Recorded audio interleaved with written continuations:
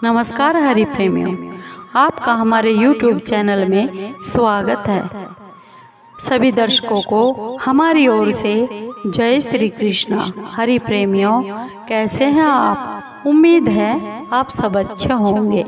आइए आज का प्रसंग शुरू करते हैं। आज का प्रसंग है सोमवार व्रत कथा, जो पौराणिक है। हरि प्रेमियों, उससे पहले अगर आप हमारे चैनल पर नए हैं तो प्लीज चैनल को सब्सक्राइब जरूर कर लीजिए और बेल आइकॉन को जरूर दबा लीजिए ताकि आप तक हमारे सारे नोटिफिकेशन पहुंच सके। हरि प्रेमियों, आपका एक भी सब्सक्राइब हमारे लिए बेहद मायने रखता है। आइए भगवान शिव की ये सोमवार व्रत कथा जानते हैं। हरि प्रेमियों, कई बार हमारा शरीर रोग से युक्त हो जाता है, बीमार हो जाते हैं हम, जिससे हम व्रत उपवास नहीं रख सकते। लेकिन घबराने की कोई बात नहीं है, क्योंकि मन में भाव होना चाहिए। अगर आप व्रत उपवास नहीं रख सकते हैं तो सोमवार की व्रत कथा जरूर सुन लीजिए, मन में श्रद्धा और भाव करके। हरि प्रेमियों, सोमवार का दिन भगवान शिव को समर्पित होता है। इस दिन पूजा पाठ करने से भगवान शिव बहुत प्रसन्न होते हैं और लोग आज के दिन व्रत भी रखते हैं। इस व्रत में भक्त भगवान शिव और माँ पार्वती की पूजा करते हैं। भोलेनाथ की पूजा अर्चना के बाद व्रत कथा सुनते हैं और अपने उपवास को सार्थक बनाते हैं। हरि प्रेमियों, कथा इस प्रकार है।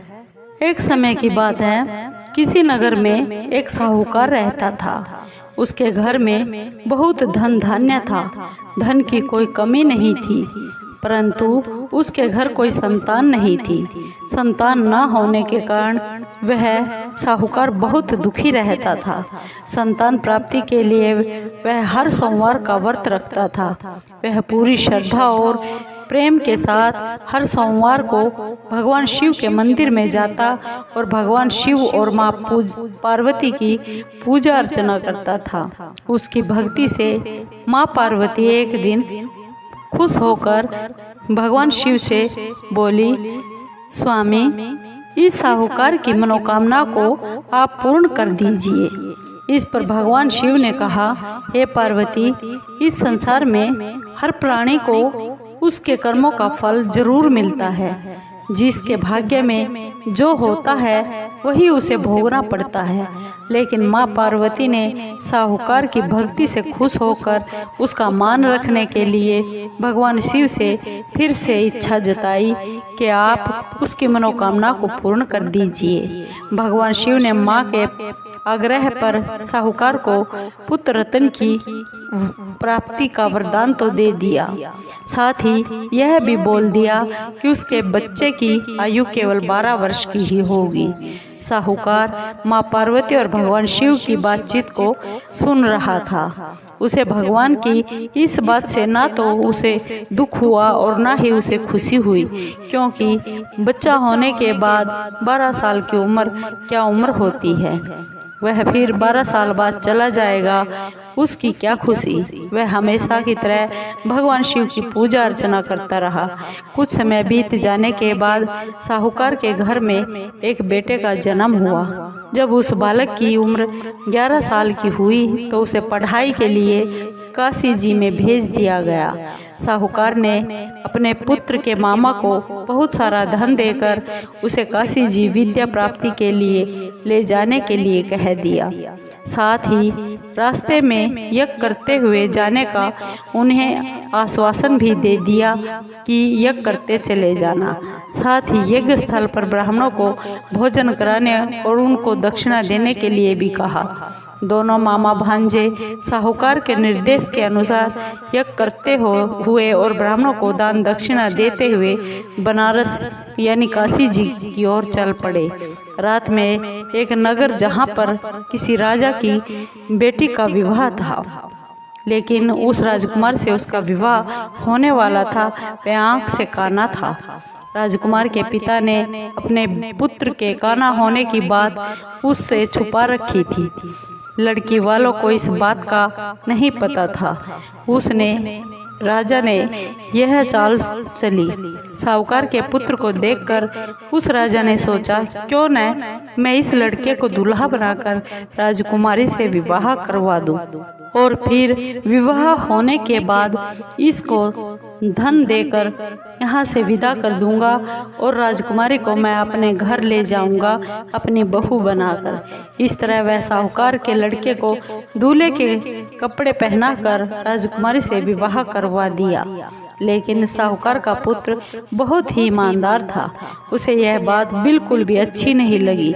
उसने मौका पाते ही राजकुमारी की चुन्नी के पल्ले पर यह लिख दिया कि तुम्हारा विवाह तो मेरे साथ हुआ है। यह राजकुमार जो तुम्हें साथ लेके जा रहा है वह एक आंख से काना है और मैं तो काशी जी पढ़ने जा रहा हूँ। जब राजकुमारी ने चुन्नी पर लिखी हुई अपनी वे सब बातें पढ़ी तो उसने अपने माता पिता को वे सब बात बता दी।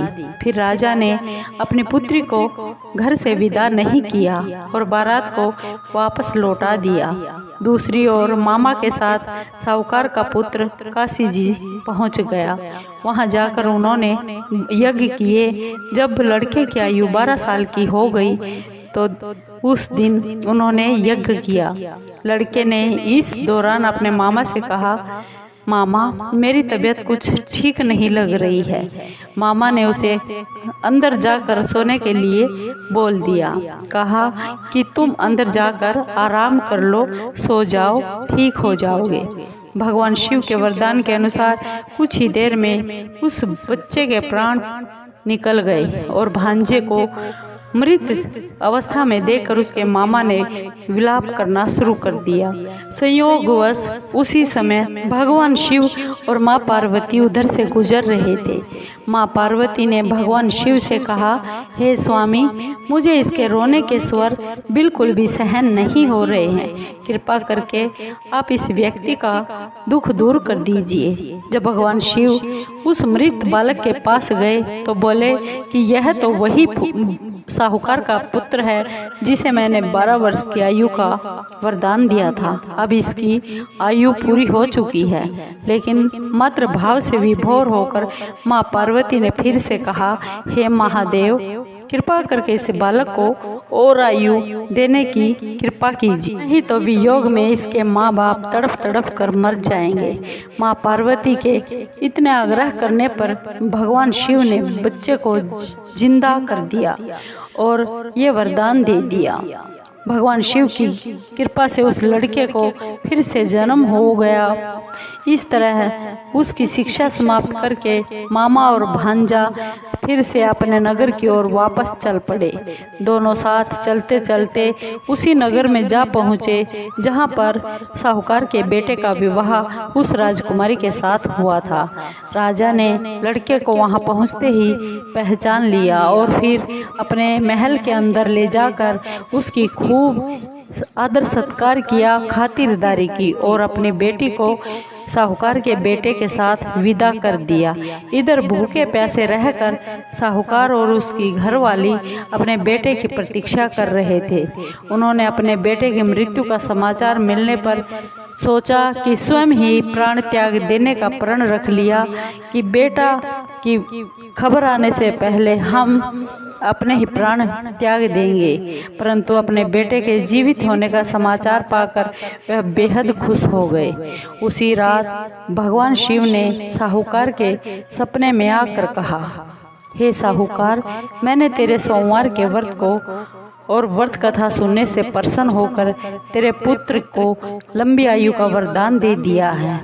नारद पुराण में सोमवार व्रत का उल्लेख मिलता है। इस दिन सुबह उठकर जल्दी उठना चाहिए। स्नान करके फिर भगवान शिव को जल चढ़ाने के बाद उन्हें बिल्व पत्र अर्पित करने चाहिए और साथ ही भोलेनाथ के साथ माँ गौरी की विधि से पूजा करनी चाहिए। इसके बाद व्रत कथा सुननी चाहिए और शाम को अपने व्रत को खोल लेना चाहिए। अगर व्रत ना रख सके तो भगवान शिव को जल चढ़ाकर पूजा पाठ करके और कथा व्रत सुनकर उपवास भले ही खोल ले। दरअसल सोमवार व्रत 3 तरह के होते हैं। इनमें प्रति सोमवार व्रत, सौम्य सोमवार व्रत और 16 सोमवार व्रत शामिल है, परंतु इन सभी व्रतों में पूजन विधि एक समान ही होती है। हरि प्रेमियों, आपको ये कथा कैसी लगी? सोमवार की कथा अगर आपको अच्छी लगी हो तो प्लीज़ चैनल को सब्सक्राइब कीजिए, लाइक कीजिए, शेयर कीजिए और कमेंट ज़रूर कीजिए। धन्यवाद दोस्तों।